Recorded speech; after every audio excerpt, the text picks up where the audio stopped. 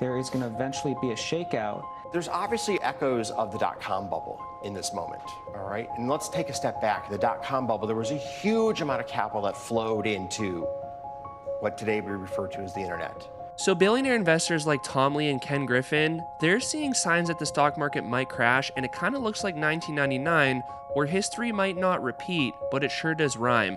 Tom Lee's going to lay out his bullish scenario for the market and his bearish scenario for the market, and then as these videos go through, I'm going to break down along the way of what they really say, what they really mean, and of course my take on it and how I'm going to capitalize on it too. So here we go. I think valuations, strangely enough, are actually pretty reasonable today compared to 1998, because 1998 was that liftoff point before that final 18-month surge. And I'd say the best benchmark is NVIDIA trades at 26 times forward earnings. Cisco at that same exact moment was at 60 times, and Cisco's PE peaked at 210 times forward earnings. So NVIDIA to me is still a bargain at 26 times. It's cheaper than Costco and Walmart, which are close to 50 times forward earnings. So our boy Tom definitely makes a good point that NVIDIA is nowhere near as expensive as Cisco was, but at the end of the day, if the S&P 500 starts to fall, it's not like NVIDIA is going to keep going up while the S&P 500 is crashing. So let's take a look at the valuation level of the S&P, because it's kind of like all boats rise and all boats fall with the tide. The S&P 500 is the tide. So if we go back to 1999, what was the price earnings ratio level of the S&P 500? Roughly 24 to 25. If we go to current, what is our price earnings ratio level? It's pretty darn close to 24. So it's like Tom says these individual companies might not be as expensive as what the most expensive company in a dot-com crash was, like Cisco. And a critical thing that you really have to understand is that when and if the S&P 500 starts to fall, all these high-flying tech stocks like Palantir and NVIDIA and AMD, they're all going to go down with it, and they're typically going to go down a higher percent than what the actual S&P 500 goes down. Sure, but all valuation isn't created equal. And I'm not especially clear as to whether Mr. Griffin looks at the valuations of an NVIDIA, for example, and says, well, that looks a little out of hand. It reminds me of late 90s activity before the dot-com bust happened, as much as he looks at other names which have gone, parabolic. And they're related to AI, and that's where he says, whoa, whoa, whoa, whoa, whoa. We're placing way too many bets on what might happen in the future. We think we know what's going to happen in the future as it relates to NVIDIA and some of the other hyperscalers, but it's a whole host of other names that have literally ripped over the last 3 months, at least, that might bring investors a little bit of pause. I think that's correct, Scott. There's a difference between a company being scarce in the public market. Like, let's say there's an IPO of a company and it's the only way for you to get exposure, versus that company being truly scarce to the ecosystem. So I do think investors have to discern, is this company going up a lot because this is the only name out of a possible bevy of private companies, or is this the company truly unique and one that is so scarce, I got to give it the N=1 valuation? So for Tom to say that we should give NVIDIA this N=1 valuation because there's really nothing else like it, that does kind of sound toppy to me, because just think about it. Like, what about Broadcom? What about AMD? What about Marvell? What about these hyperscalers saying, screw NVIDIA, they're gouging us too much on price, we're going to go design our own dang chip? Like, there's companies out there that are doing this right now besides NVIDIA, and I've always said from day one, if there's money to be made, companies are going to get involved in that business. That's just the way that the world works. If NVIDIA is basically charging infinity for these chips, other companies will come in, they'll hire NVIDIA's employees, and they will figure out how to do it themselves, or they'll figure out how to do it and then send a blueprint to TSM and say, hey, go build this for us. So it does kind of sound toppy when he talks like that. Tom is usually always skewed towards the bullish side. And yes, I honestly am too, but we do have to look at this stuff agnostically, basically just saying, let's take the data, let's break it down, and let's understand what's really going on. Because yes, we all want our stocks to go up, but if they go down, we have to be prepared for that, and we have to be ready to capitalize. And what do we buy? Well, we'll talk about that in just a second. I mean, I think he looks also at a stat like JP Morgan Asset Management's Michael Sembalist brought to us today from his report, and he's good at what he does, okay?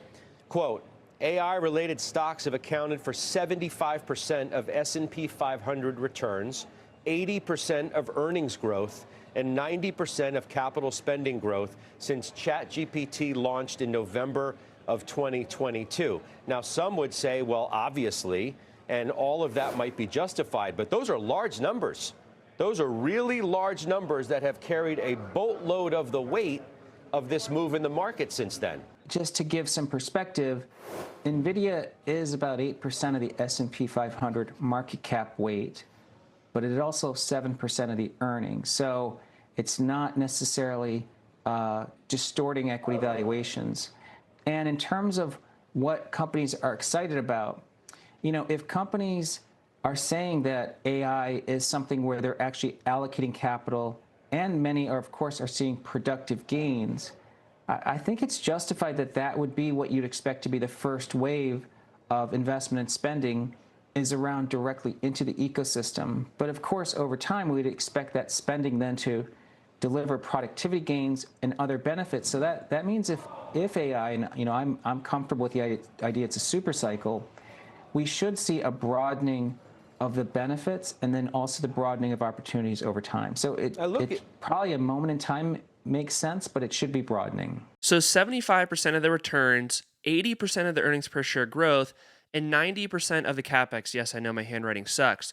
That is what AI has done for the stock market. Just think about it. 80% of the S&P 500 earnings per share growth, which, you know, if you watch this channel, earnings per share growth is the number one thing that moves the price of a stock in the long term. So if you have 80% of the S&P 500 earnings per share growth coming from AI, what do you think is going to happen when AI spending slows down? We have 90% of capex on AI spending. What happens when that capex slows down? And I want to give you a little story here just to kind of let you understand what this could actually mean and how AI actually gets built out. So I see NVIDIA and AMD basically as the companies that are helping build freeways in a new city. They're building the freeways. There's a lot of demand for the asphalt. There's roads going everywhere. There's plumbing. There's this, there's that. The city is expanding. But once the roads are pretty much built, what happens next? There's then going to be these cars that have to go drive on the roads. So NVIDIA and AMD are basically like the companies that are paving the roads. But once the roads are built, how much more money do you really need to spend on roads? Yes, there's going to be maintenance, and yes, there's going to be new roads every now and then. But at the end of the day, once the bulk of the AI data centers and the roads are built out, where is that AI spending going to go? Really, it's just not going to get spent as much. And yes, like Tom Lee said, we will probably see a lot of productivity gains from AI, which I do agree. But think about how heavy the S&P 500 is weighed on NVIDIA right now. Roughly 8% of the S&P 500 is NVIDIA, and for the NASDAQ, it's like 12%.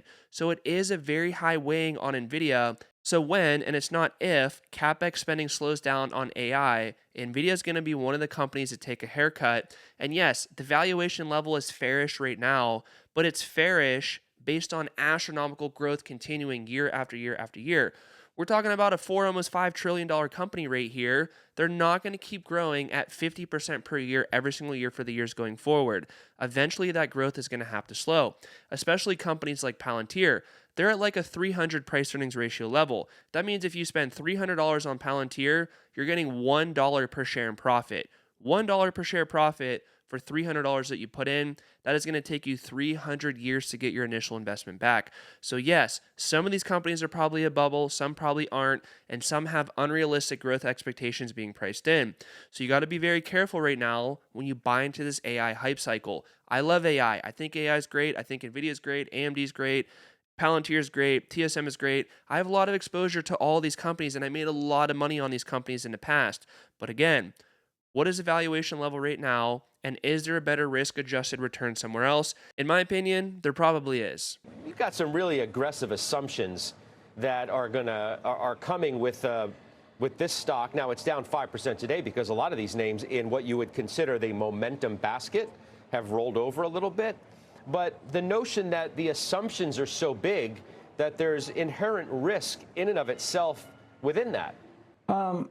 Scott, I think that there is going to be moments where it feels like we're possibly topping, you know, and today is coming at a time when we have this Oracle report and stocks are generally soft. But number one, I think it's always really healthy to see corrections in a super cycle. But I do think it's really difficult for someone to actually ring the bell at the top. And in Oh, of fact, course, whether we always. take yeah, like if we look at Palantir or Tesla or Nvidia, I think that there have been, 25 bell ringings at the top at every waypoint along the way. What Tom Lee said is pretty interesting here, and most people just simply don't understand this because, like, look at this chart right here of Triple Q, which is the NASDAQ. It's 5 year chart. If we just look at since 2023 off of this bottom right here, Triple Q is up 122% since 2023. There's so many people that came into the market in the last few years. They download their Robinhood app, they get their account, they send money to it, and they just simply buy calls or triple leverage, triple Q, whatever you want to do. And these people think that the market only goes up. And lately, that's kind of been the case, besides this little dip that we had for tariffs, which, now I say it's a little dip, but when this was happening, everybody was pretty much freaking out. I capitalized pretty good on this, and this was a good buy the dip opportunity here. But my point is this: corrections are normal, and everybody thinks the market goes up forever until something happens out of left field. Were we really expecting these tariffs from Trump? Honestly, yeah, because before he got elected, he told us he's going to put a bunch of tariffs on all these other countries that take advantage of us or whatever he says they do. And that's exactly what we got. But I will say this: when the market was a little bit hot right here, it took this 35% dip. Valuations were a little bit hot right here. When the market was up here coming into 2025, valuations were a little bit hot. We got a negative catalyst. The market took a dip right here. Tariffs were the catalyst here. Raising interest rates were the catalyst right here. So maybe the next dip is going to be simply caused because valuations are a little bit hot. That's, of course, very possible. And that's kind of what happened in 1999.